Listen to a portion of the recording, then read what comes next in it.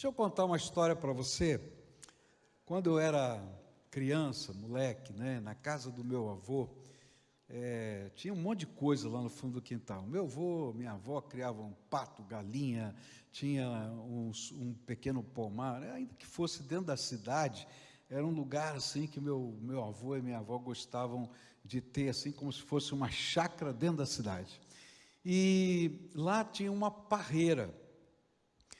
E eu, moleque, né, quando chegava o tempo das uvas, vovô falava, quer chupar uva? E eu ia lá no fundo do quintal para pegar da parreira direto as uvas e começar a chupar as uvas.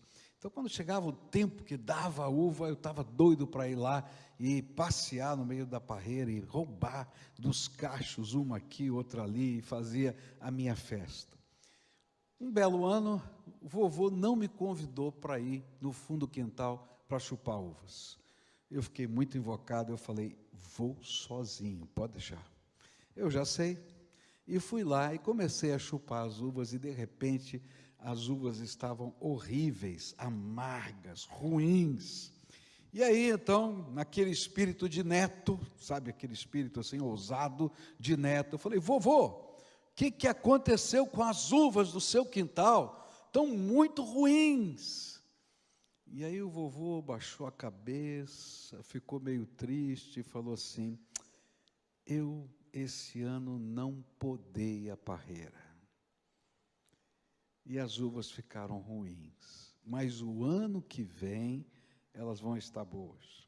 Passou mais um ano, tempo das uvas, vovô então todo alegre me disse, vem cá, pode ir lá, as uvas estão boas. E eu comecei a chupar, as uvas estavam maravilhosas. Isso me fez lembrar que a vida da gente é assim. Quando a gente não se renova e a gente vive no automático, a vida começa a ter um sabor ruim. Quando a gente começa a entrar naquele jeito de viver que é a rotina, o dia a dia, as coisas, e nada se renova dentro do nosso coração, o sabor da vida fica ruim. Porque tudo nessa vida, tudo, até uma planta, precisa de renovação. Quanto mais a gente, nós precisamos ser renovados, reenxertados pela graça de Deus, pelo poder do Espírito na nossa vida. Não importa se você é uma pessoa experiente espiritualmente ou não. O importante é que a graça de Deus possa produzir um sabor novo todo dia na sua vida. E eu queria falar sobre isso. O tema hoje é sai do automático. Pode falar para quem está perto de você, Elva, sai do automático. Você ligou o piloto automático aí, está dormindo na estrada. Não, olha, sai do automático, tem coisa melhor para a tua vida. E eu quero olhar para o livro de Atos dos Apóstolos. Você pode abrir a sua Bíblia no livro de Atos dos Apóstolos, pode ser o aplicativo, a Bíblia, tanto faz. Deixa aberto aí, porque em cada um dos primeiros capítulos do livro de Atos dos Apóstolos, a gente vai encontrar como Deus, na sua graça, trabalhou renovação na vida de uma igreja maravilhosa, que era a igreja de Jerusalém, a primeira igreja cristã do mundo. E mesmo assim, essa igreja precisou de renovação. E eu quero conversar com vocês nessa tarde e noite sobre como é que a graça de Deus promoveu renovação na vida dessa igreja. E a gente vai encontrar a primeira dica do Senhor de como a gente pode ser renovado pela graça de Deus e sair do automático. Em Atos 1, capítulo 1, versículos de 1 a 5, onde a Bíblia diz assim: fiz o primeiro tratado ao Teófilo acerca de tudo quanto Jesus começou a fazer e ensinar, até o dia em que foi levado para cima, e depois de haver dado mandamento pelo Espírito Santo aos apóstolos que escolhera, aos quais também, depois de haver padecido, se apresentou vivo, com muitas provas infalíveis, aparecendo-lhes por espaço de 40 dias, e lhes falando das coisas concernentes ao reino de Deus. E estando com eles, ordenou-lhes que não se ausentassem de Jerusalém, mas que esperassem a promessa do Pai, a qual disse ele: de mim ouvistes. Porque, na verdade, João batizou em água, mas vós sereis batizados no Espírito Santo dentro de poucos dias. Lembra um pouquinho da história. Primórdios da igreja de Jerusalém. Jesus andando na terra. E aí era um momento de frenesi. Por onde Jesus passava tinha multidões. Gente, mais gente, os apóstolos estavam ali quase que empurrando, dizendo assim: não, vamos deixar um espacinho aqui para Jesus, porque todo mundo estava apertando, chegando perto. Avisavam que Jesus ia passar numa rua, a rua se enchia, tinha gente até em cima da árvore para ver, estava lá Zaqueu. Era assim. Coisas extraordinárias estavam acontecendo e ninguém queria perder. Os discípulos estavam lá, tinham as mulheres que ajudavam, a Bíblia diz que tinham mais 72 que faziam parte do staff, que iam na frente, preparando o caminho, anunciando, multidões, mais multidões, mas de repente, vieram os primeiros problemas, Jesus foi preso, crucificado. E aí, a Bíblia diz que até os apóstolos debandaram. E aquela igreja parecia que tinha morrido. Pedro tinha tentado seguir Jesus na força do seu compromisso, porque ele tinha prometido, quando Jesus falou para ele que ele ia negar, lembra disso? Ele disse: não, de jeito nenhum, se for preciso morrer, eu morro. E de verdade ele pensou assim, sacou a espada, cortou a orelha de Malco. Jesus fez o seu último milagre, colou a orelha no lugar de novo. Mas naquela mesma noite ele negou 3 vezes. 2 discípulos foram embora pelo caminho de Emaús. E o automático não funciona nos momentos de crise, nos momentos de pressão, nos momentos em que a vida passa por tensões. Querido, talvez você esteja aqui nessa terra, cheio de sonhos, cheio de busca, mas de repente você entrou no automático e vê que o sabor da vida não está tão bom assim. Porque o automático não dá sabor na vida. E quando vêm os problemas, as lutas, as tensões, as dificuldades, alguns vão embora, outros desistem, outros perseveram na força da sua determinação, mas o sabor da vida não é bom. E sabe como é que a gente renova o sabor da vida? Então eu vou contar a história para vocês. Jesus ressuscitado apareceu entre eles. Jesus ressuscitado apareceu entre eles. E quando eles tiveram um reencontro com o Cristo ressuscitado, começou o ânimo outra vez. Não havia multidões. A Bíblia diz que sobraram só 120. Numa casa. Só 120. Parece a história de alguns aqui, não é?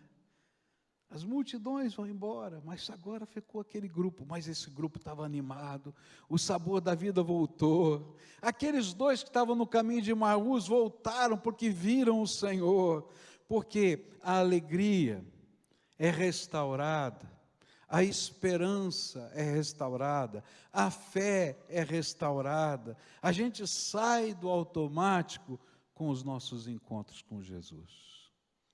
Eu quero dizer para você que você pode ter um dia tido um encontro com Jesus, entregado a sua vida a Ele, mas é o encontro com Jesus de todo dia que renova a esperança, a força, a fé, nos dá vigor e que nos dá sabor da vida de novo. Se você quer sentir o sabor da vida outra vez, você tem que ter um novo encontro com Jesus. O Cristo ressuscitado tem que visitar você. E sabe, a hora que ele chega lá e começa a conversar com a gente, as coisas começam a mudar no coração e na mente da gente. Eu quero ter um encontro com Jesus todo dia. Porque todo dia eu preciso sair do automático para poder perceber as coisas novas da graça de Deus na minha vida. E quando eu tenho esse encontro, não é que os problemas saíram, as coisas foram embora. Não, a gente vai levantar para a mesma batalha, para a mesma luta, mas a gente vai com uma fé diferente, uma percepção diferente, uma certeza diferente. Jesus está comigo. E se Deus é por nós, a gente fala isso, mas às vezes não sente. Porque é no encontro com o Cristo ressuscitado de todo dia, que a gente sabe, Ele está de fato conosco. Ele prometeu, eis que estou convosco todos os dias até. A gente sabe disso, a gente crê nisso, mas a gente sente quando a gente vive aquele encontro renovador com a gente. Mas não para aí. Agora a gente vai para o capítulo 2 do livro de Atos dos Apóstolos. Versículos 1 em diante, olha só que coisa interessante, diz assim a Bíblia: ao cumprir-se o dia de Pentecostes, estavam todos reunidos no mesmo lugar, e de repente veio do céu um ruído como de um vento impetuoso, e encheu toda a casa onde estavam sentados. E lhes apareceram umas línguas como que de fogo, que se distribuíam, e sobre cada um deles pousou uma. Todos ficaram cheios do Espírito Santo e começaram a falar em outras línguas, conforme o Espírito lhes concedia que falassem. Capítulo 2, verso 38. Pedro então lhes respondeu: arrependei-vos e cada um de vós seja batizado em nome de Jesus Cristo para a remissão dos vossos pecados e recebereis o dom do Espírito Santo. Porque a promessa vos pertence a vós, a vossos filhos e a todos os que estão longe, a quantos o Senhor nosso Deus chamar. E com muitas outras palavras dava testemunho e os exortava, dizendo: salvai-vos dessa geração perversa, de sorte que foram batizados os que receberam a sua palavra. E naquele dia agregaram-se quase 3.000 almas. Sabe, o sabor, a alegria, a fé e a esperança, eles são renovados dentro de nós com os nossos encontros com o Cristo ressuscitado. Mas a ousadia, a coragem e a determinação precisam de uma renovação da presença poderosa do Espírito Santo na nossa vida. Olha só o que aconteceu. Jesus passa 40 dias com eles, encontrando-os, visitando-os, falando com eles, dando as últimas instruções, restaurando o ministério de Pedro. Mas eles estão olhando para os céus, e de repente Jesus sobe aos céus, diz a palavra de Deus. E eles ficam procurando Jesus nos céus. E os anjos descem e dizem assim: por que vocês estão olhando para cima? Do mesmo jeito que vocês viram ele subir aos céus, um dia ele vai voltar para buscar toda a igreja. Agora aguardem a promessa que ele fez. E qual era a promessa? Que dentro de alguns dias, eles deveriam permanecer na cidade de Jerusalém. Ele derramaria sobre eles o seu Espírito Santo. Bom, eu fico imaginando se fôssemos nós. Quando ele vai derramar o Espírito Santo? Que hora ele vai derramar o Espírito Santo? E eles permaneceram em Jerusalém por mais 10 dias, sem saber exatamente o que ia acontecer. Um grupinho de 120, num telhado, num cenáculo que ficava em cima ali do terraço da casa. Estavam eles ali reunidos. E agora, o que a gente faz? E eu posso imaginar, escuta, mas eu tenho que trabalhar. Como é que funciona aqui? Quem vai pagar a diária de hoje aqui? Como é que funciona? Eu falei assim, não, ele falou para a gente ficar aqui esperando. Eu acho que muitos de nós não ficaríamos. Fala a verdade. Como é que funciona esse negócio? Porque a ousadia para obedecer, a ousadia para cumprir os propósitos de Deus, só vem quando a gente é cheio do Espírito. Por isso aqueles 120 corajosos estavam escondidos dentro da casa. Por que eles estavam escondidos dentro da casa? Porque Jesus, há poucos dias atrás, 40 e poucos dias atrás, ele tinha sido morto na cidade de Jerusalém. A perseguição estava declarada. Eles poderiam ser os próximos. Por isso Pedro negou Jesus, porque ele ficou com medo de ser o próximo. Então eles estão escondidos no telhado lá, esperando alguma coisa. Cheios de alegria porque Jesus ressuscitou, cheios de fé porque Jesus ressuscitou. O máximo que eles podiam fazer é estar reunidos e ter comunhão. E sabe, às vezes nós somos igreja desse jeito. A gente tem um encontro com Jesus ressuscitado e a gente tem a alegria de estar aqui, ó. Essa coisa boa, essa festa, esse louvor, essa comunhão, essa alegria. E casa assim de brasileiro, e festa de brasileiro, e igreja de brasileiro tem comida. Então vai ter sempre festa e comida. Não é tempo de jejum e oração, não. Pode ter certeza que vai sair uma comidinha, uma feijoada, um churrasco, alguma coisa. Nem que seja um franguinho, vai sair. Aleluia, não é? É isso aí, não é?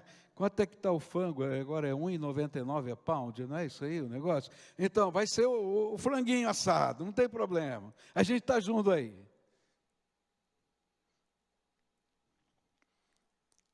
E o legal é que o sabor da vida continua, mas a gente perde o propósito da vida. O sentido da vida. Você já parou para perguntar, por que você está aqui nesse país? Você não está aqui nesse país só para ganhar dinheiro, não. Você está aqui porque Deus tem um plano para a tua vida nesse lugar. Você foi chamado por Deus para estar aqui nesse lugar. Deus tem um propósito na tua vida aqui. Eu creio que a semente do avivamento que a América precisa está aqui nesses bancos. Deus está trazendo imigrantes do mundo inteiro para cá, cheios do Espírito Santo, para fazer a igreja americana acordar outra vez. E vocês não são parte apenas de uma igreja brasileira, vocês são parte dessa igreja americana que recebe vocês. E Deus os mandou aqui com uma missão e um propósito. Mas a gente não entende a missão e o propósito. E a gente não tem ousadia nem para as coisas da gente, se a gente não estiver cheio do Espírito.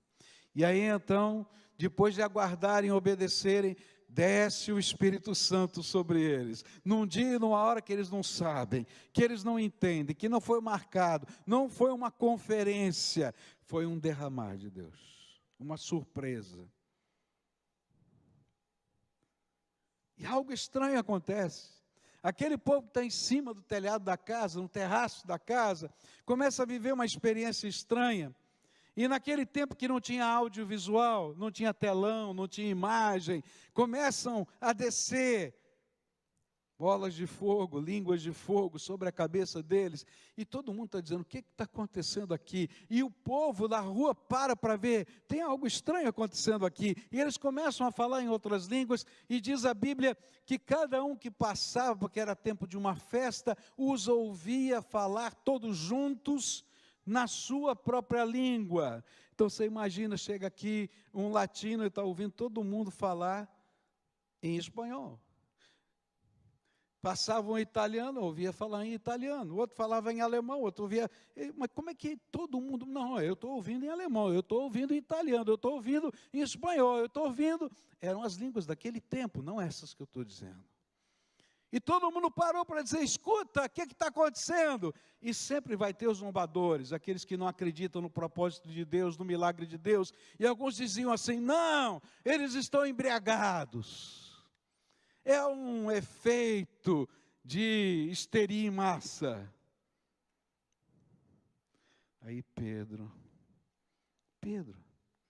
aquele que negou Jesus, aquele que estava com medo, ele se levanta e diz assim: não, essa aqui é a promessa que estava nas Escrituras, no livro de Joel, e essa promessa é para mim, é para eles e é para vocês.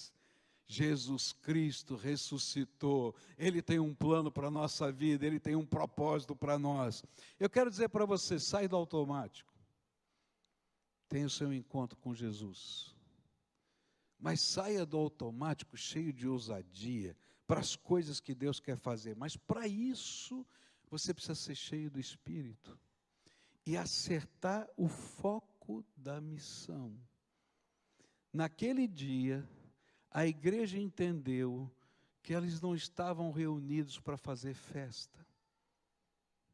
Eles não estavam reunidos para um lugar de proteção. Eles não estavam reunidos para que tivessem uma garantia, uma defesa, uma grade, uma barreira que impedisse a perseguição. Eles estavam reunidos para serem mais fortes no propósito da missão. E quando eles focaram no propósito da missão e recebendo a graça de Deus, veio uma santa ousadia. E diz a Bíblia que naquele dia se converteram 3.000 pessoas. Você não está aqui para ganhar dinheiro, ainda que Deus vai te dar dinheiro. Você não está aqui porque você está procurando uma permissão para morar nesse país. Você está aqui porque Deus tem um plano para a tua vida. E se você entender que Deus tem um plano para a tua vida, e você se colocar no foco da missão de Deus, algo extraordinário de Deus vai acontecer para você. E se você buscar a sua vida cheia do Espírito, e se você cumprir o propósito para o qual Deus te trouxe para esse lugar, querido, ninguém vai mexer com você. E se mexer, a graça de Deus vai se revelar, como aconteceu com os apóstolos. Mas mais do que isso, o propósito maravilhoso de Deus vai se revelar com ousadia. Sabe, a sua vida vai ser ousada, cheia de graça, e Ele vai colocar você na direção certa. E essa ousadia se propaga em tudo. Na missão de Deus, que acontece não no templo. Sabe onde a missão de Deus acontece?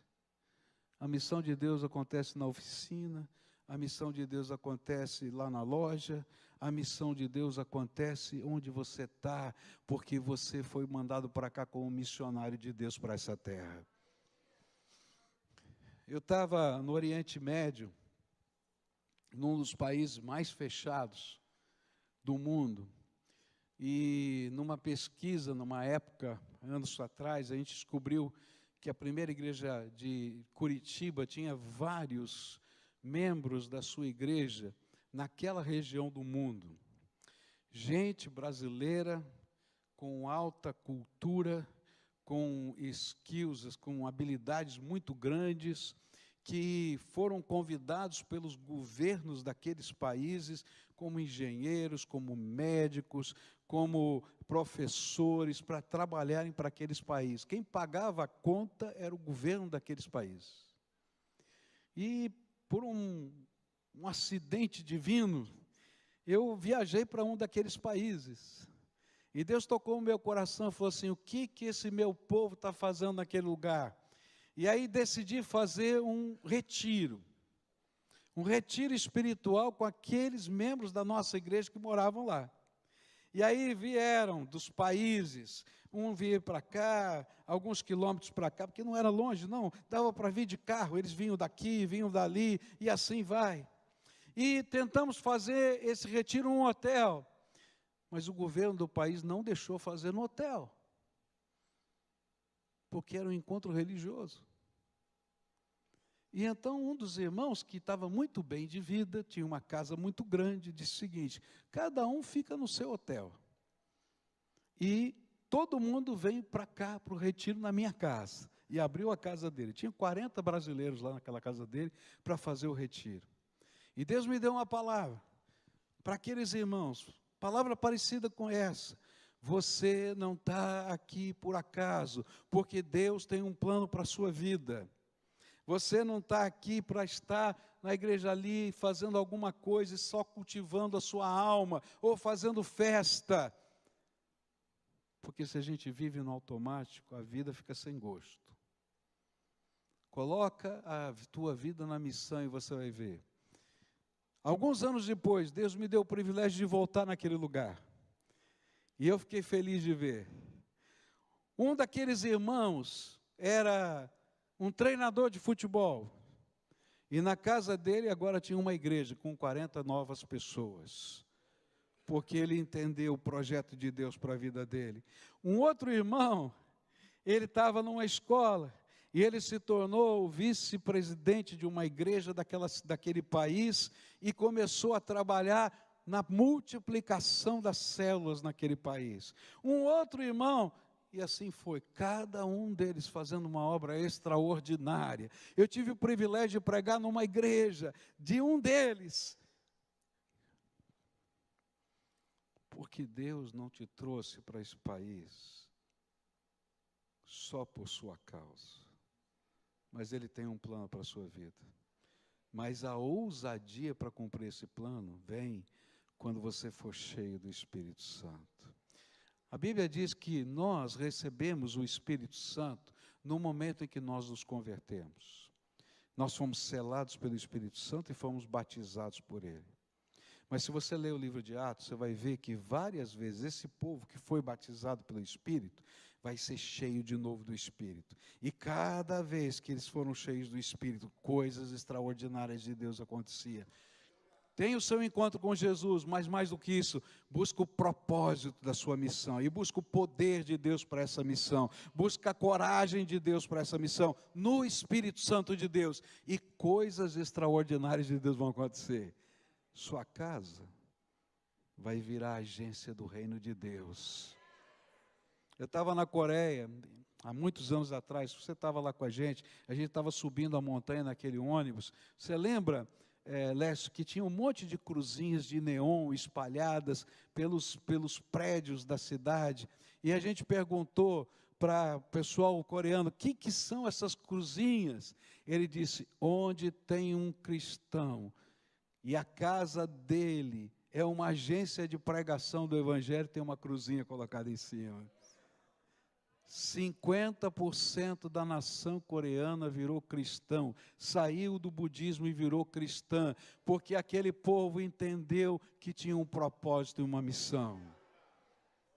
Terceira coisa, sai do automático. Fala aí para quem está perto de você: ó, sai do automático. Chega de automático. Terceira e última, já acabou o meu tempo, já estou vendo lá. Daqui a pouco liga um farol vermelho para mim assim piscando.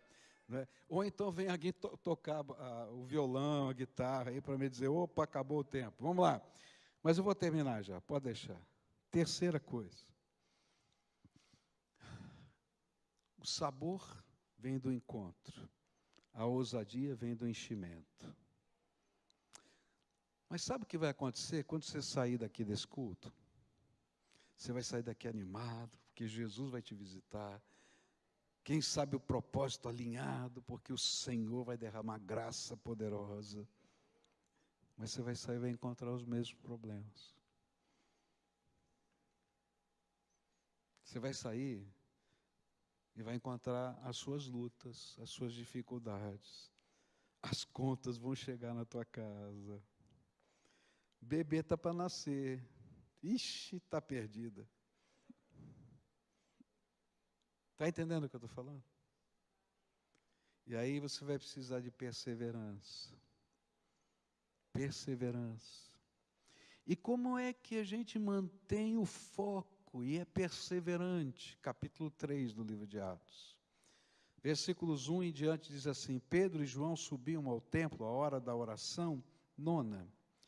E era carregado um homem coxo de nascença, o qual todos os dias punham à porta do templo chamado Formosa, para pedir esmolas aos que entravam. Ora, vendo ele a Pedro e João, que iam entrando no templo, pediu que lhe dessem uma esmola. E Pedro, com João, fitando os olhos nele, disse: olha para nós. E ele os olhava atentamente, esperando receber deles alguma coisa. E disse-lhe Pedro: não tenho prata nem ouro, mas o que eu tenho, isso te dou. Em nome de Jesus Cristo Nazareno, anda.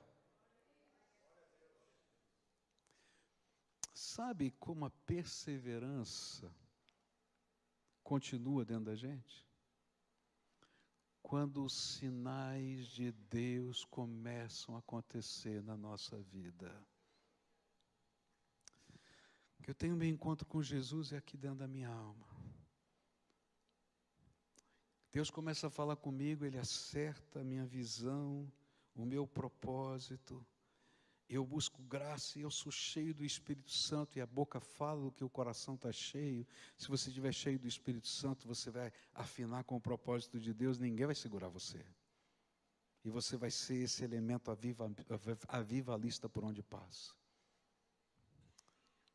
Mas vem as lutas, vem as perseguições,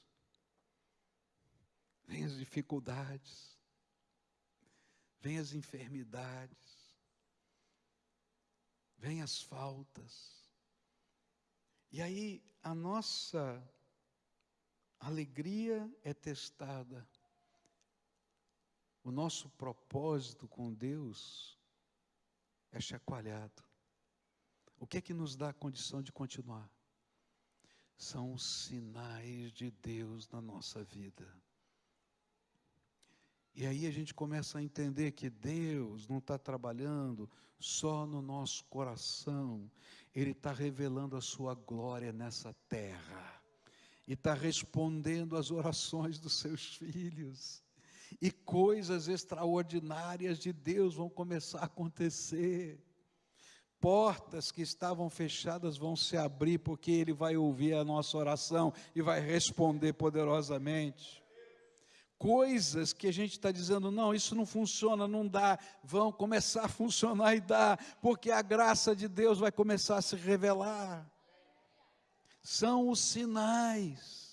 Eu acho interessante que depois dessa cura vem uma grande perseguição, eles são presos, açoitados, e eles vão para a igreja e começam a orar, e contam o que tinha acontecido, capítulo 4, e contam o que tinha acontecido.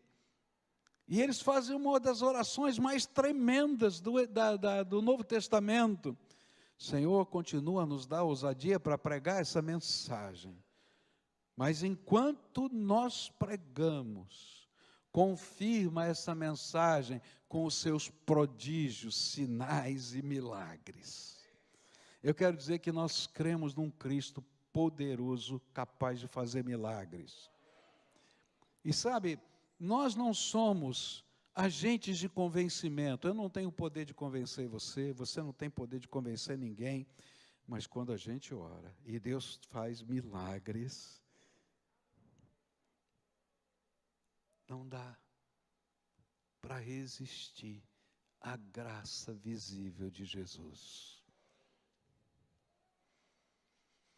Eu quero dizer para você que a nossa perseverança, ela continua no meio da batalha, na luta, com os sinais que Deus vai fazer na nossa vida.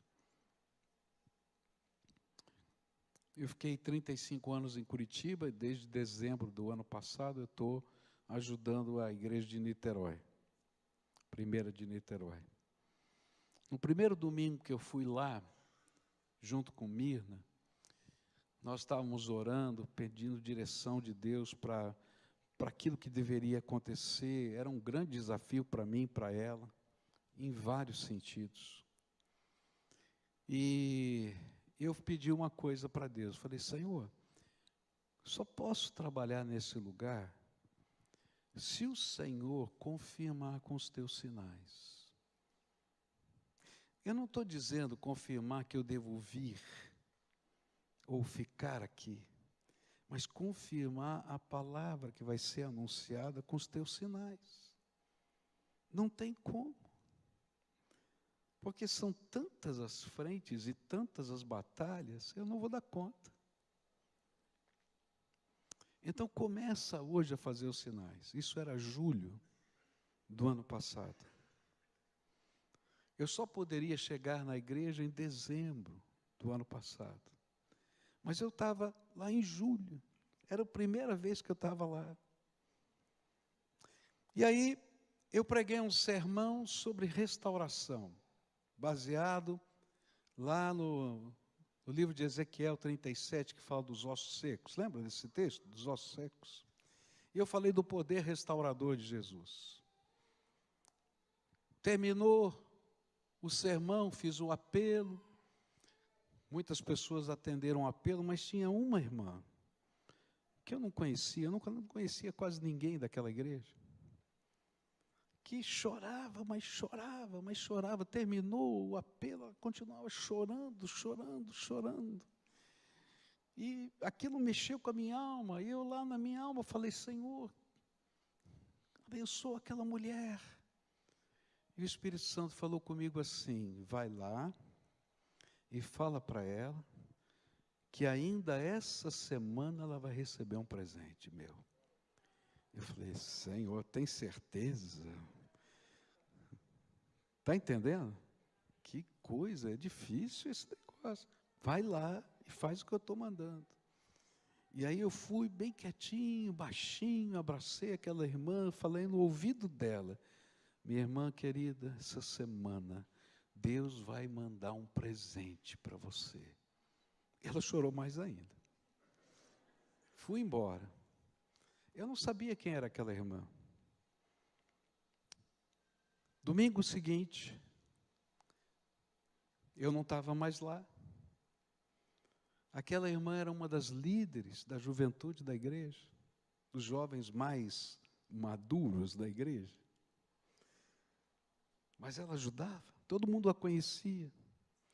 E ela chegou no templo da igreja e contou para a igreja: olha, domingo passado eu vim aqui, naquela mensagem eu estava chorando demais, porque eu tinha uma dor muito grande no meu coração.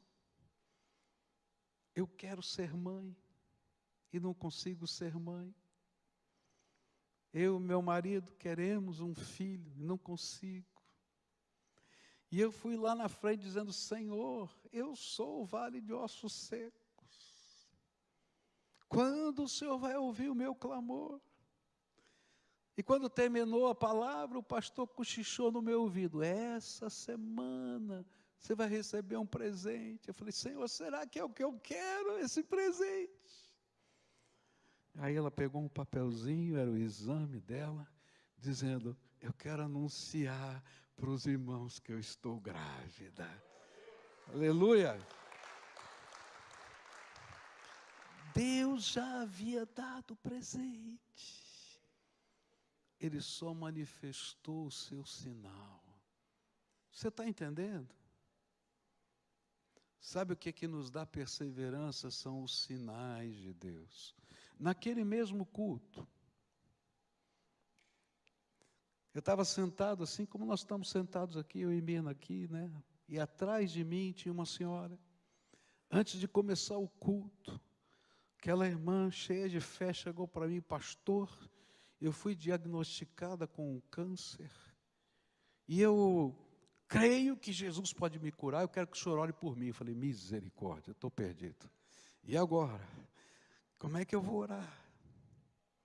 Mas lembra, a nossa ousadia vem da unção do Espírito, mas a perseverança vem dos sinais de Deus. E eu tinha pedido sinais para Deus. E eu orei por aquela irmã. E eu orei com aquela irmã.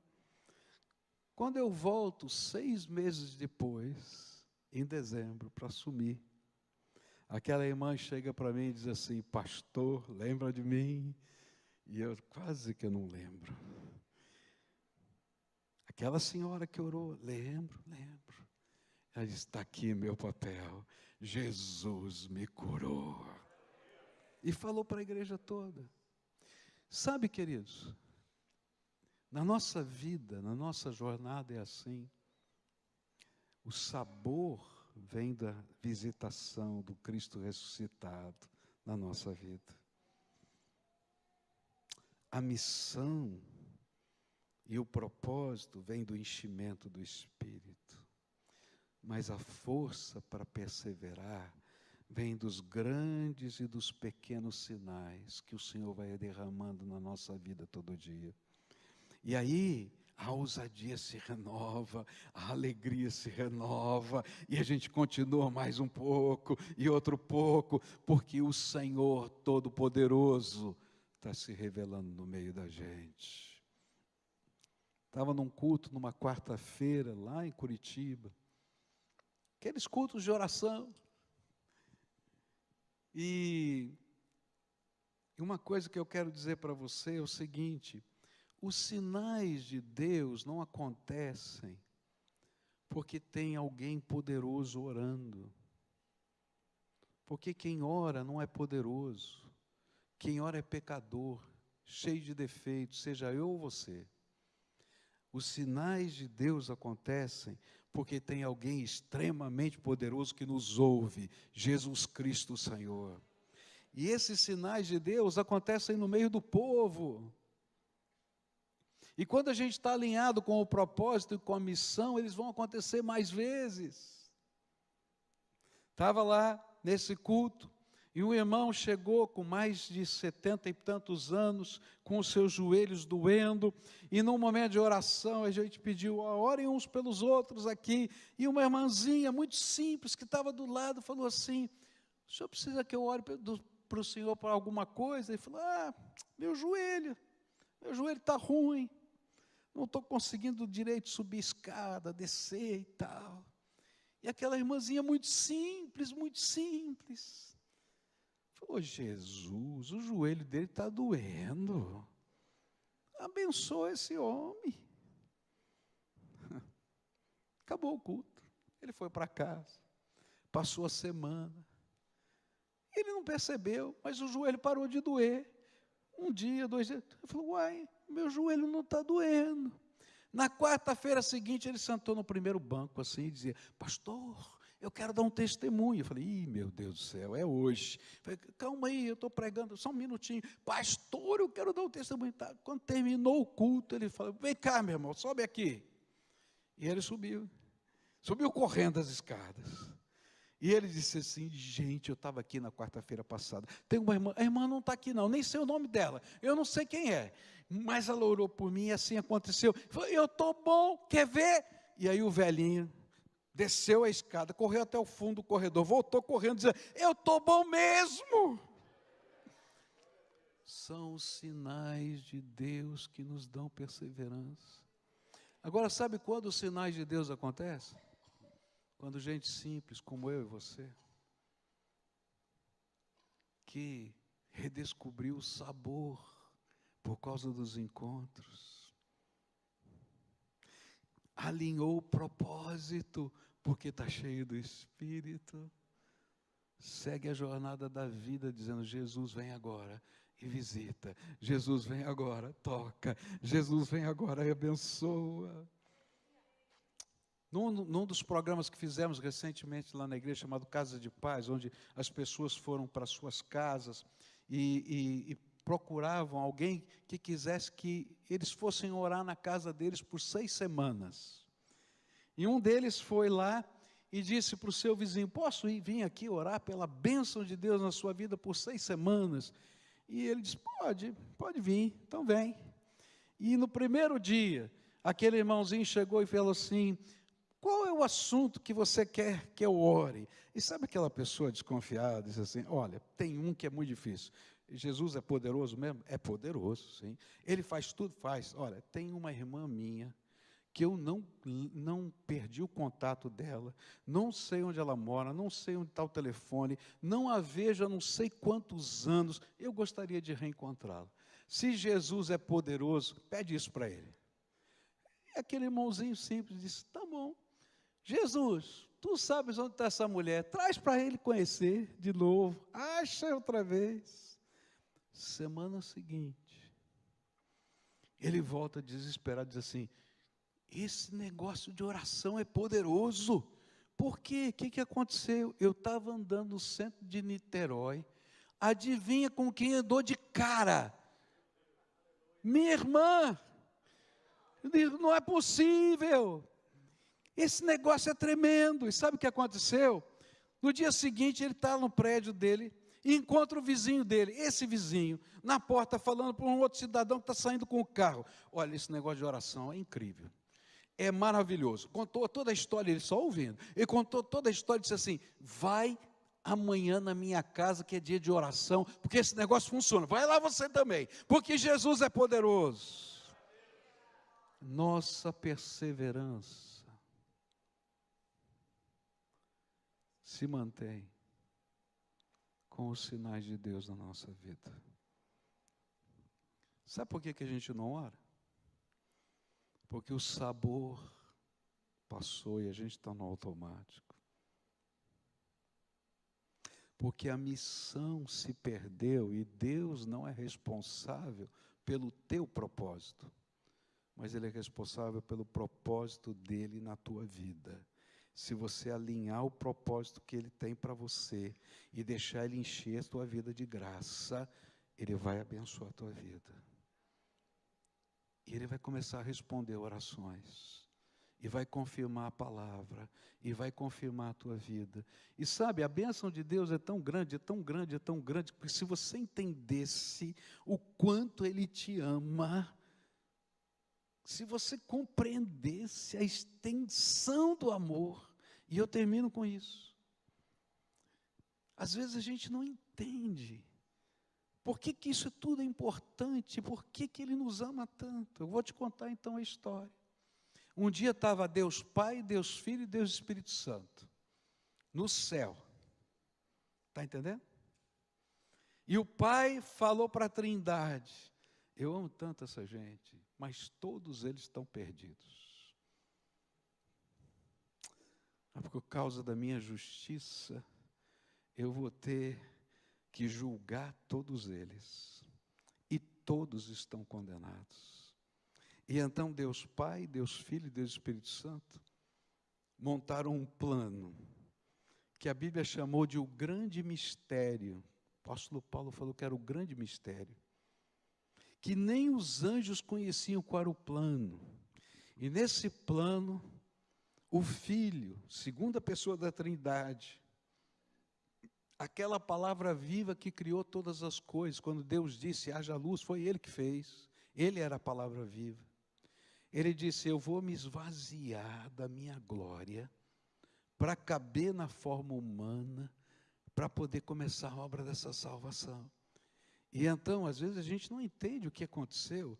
Jesus, Deus, segunda pessoa da Trindade, infinito, glorioso, se esvaziou da sua glória para caber na forma humana, porque o infinito não cabe no finito.